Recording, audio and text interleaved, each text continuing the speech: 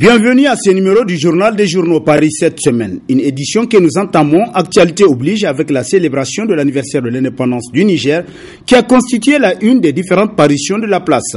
À cet effet, 3 août 1960, 3 août 2016, 56 ans après, le Niger est à la traîne. Titre l'hebdomadaire L'actualité, pour qui au Niger, 56 ans après, le pays cherche sa voie. Ce 56e anniversaire est célébré sans emballement. En termes d'indice de développement humain, le pays est classé bon dernier des nations du monde, rappelle ironiquement le journal qui poursuit. Le phénomène de la corruption a atteint des proportions si dramatiques qu'il est pratiquement érigé en règle dans la quasi-totalité des différentes sphères de l'État. L'on ne célèbre plus le mérite. La société nigérienne est dans une crise morale sans précédent. Le patriotisme, les valeurs du travail, l'attachement aux devoirs de la justice et de la morale, des principes qui jadis distinguaient les Nigériens et faisaient toute leur fierté, sont aujourd'hui rejetés selon l'hebdomadaire qui renchérit qu'au Niger, manifestement les régimes passent, mais les habitudes des hommes, elles, ne varient point. Comme une malédiction, car 56 ans après son accession à l'indépendance, le Niger, par la faute de ses dirigeants, est devenu la risée du monde, conclut l'actualité. Les rails de Mahamadou Issifou, un imbroglio judiciaire pour le Niger, titre à sa une l'hebdomadaire Le Courrier, qui constate que le 2 août 2016, Mahamadou Issifou, l'homme fort du Niger depuis le 20 mars 2016, a indiqué dans un message à la nation que le chemin de fer, projet vieux de 78 ans, est enfin une réalité.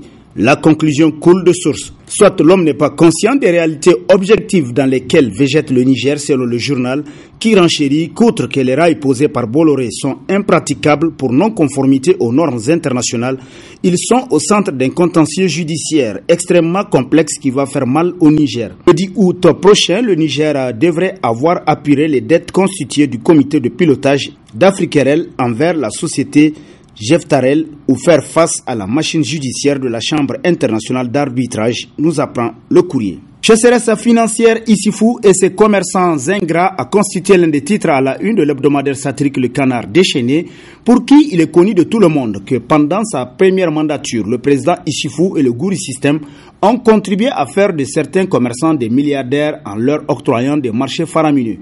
On demanda aux commerçants, aux entreprises, aux banques de la place de contribuer. On alla jusqu'à demander à certaines sociétés de verser des impôts et autres taxes des années à venir. C'est alors que nous apprenons de certaines sources proches du milieu des affaires que des commerçants paniqués commenceraient à rapatrier leur argent vers d'autres pays selon le Canard déchaîné qui renchérit. On se rend bien compte alors que l'amitié entre gens malhonnêtes n'est jamais pérenne. Alliance MNSD Nasara PNDS Taraya Seni dans les bras de Issifou. Titre à sa une l'hebdomadaire Le Monde aujourd'hui qui dit tenir l'information de haute main mais qu'il attend de voir les premiers signes avant d'en faire part à ses lecteurs. Selon le journal, sa source qui n'est pas que digne de foi, mais qui est la foi en personne, avait révélé que l'alliance MNSD-PNDS n'était qu'une question de jour. La première embûche qui se pose en travers du chemin de cette alliance est le cocktail explosif que pourrait constituer le MNSD Nasara et son jeune fiston, le Imper Jamhouria. Le plus difficile sera pour le parti de Albade Abouba de devoir abandonner sa place de principal allié au profit de l'adversaire d'hier, le MNSD Nasara.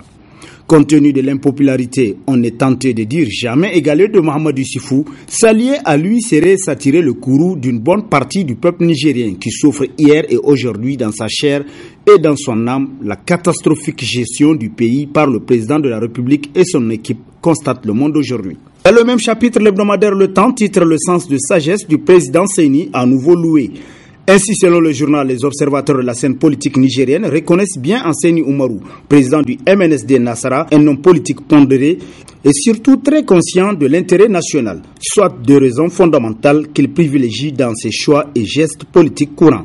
Cette attitude, disons cette constance, apparaît aux yeux de tous les observateurs comme un des traits de caractère de la personnalité même du président du MNSD, selon le journal, qui poursuit qu'importent alors les mauvaises langues et autres marchands d'illusions.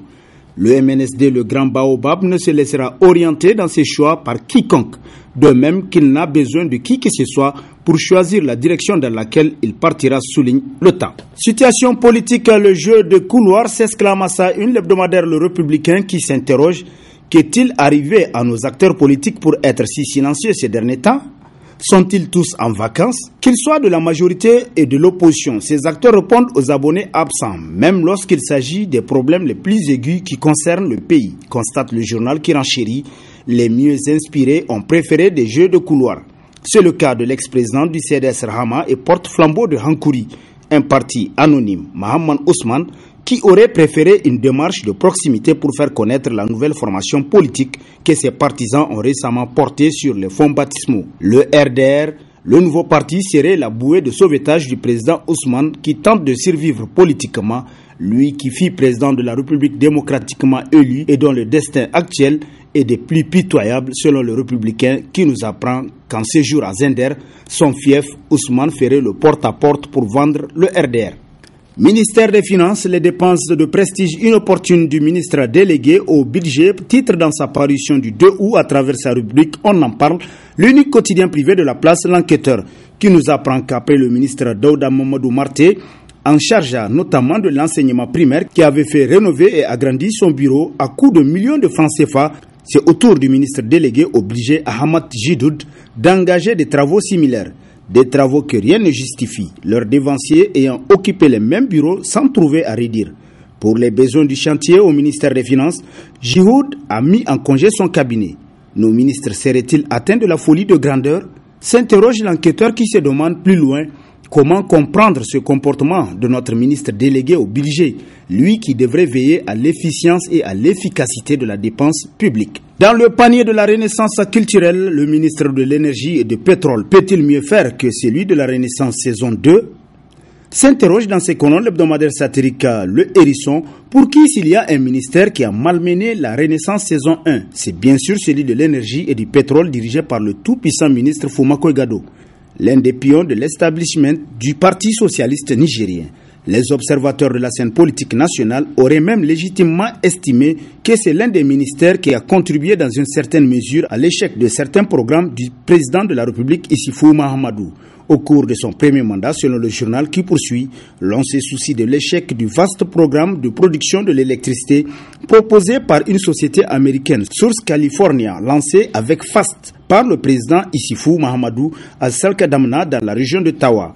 L'on peut affirmer sans risque de se tromper que le ministre Foumakoye a échoué sur toute la ligne, constate le Hérisson qui renchérit qu'il ne pourra rien faire encore pour sauver les meubles. Face au lendemain difficile, la ville de Niamey se prépare et remercie près de 2000 agents à constituer l'un des titres à la une de l'hebdomadaire Le Nouveau Républicain, qui nous apprend que depuis le 2 août dernier, le maire président du conseil de ville de Niamey a sorti 3 arrêtés mettant fin aux fonctions des conseillers au cabinet du maire président du conseil de ville, des chargés de mission et de tous les contractuels CDI et CDD. C'est environ 2000 personnes qui ont été remerciées.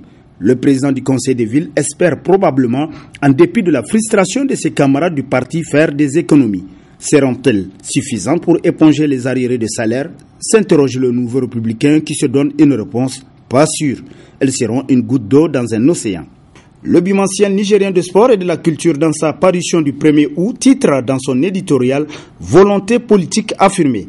Selon le journal, c'est d'ailleurs cette volonté affirmée de soutenir nos représentants au JO qui a poussé le président de la République, chef de l'État Issoufou Mahamadou et le Premier ministre Brigitte Raffini à recevoir en audience Issoufou Alphaga Abdul Razak et à l'appuyer financièrement.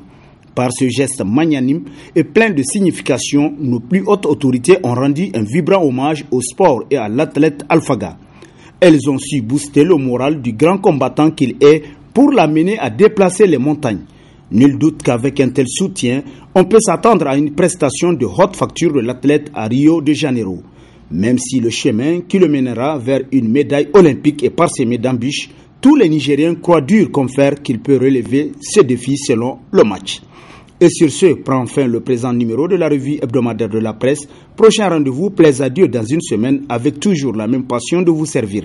Bonne lecture et au revoir.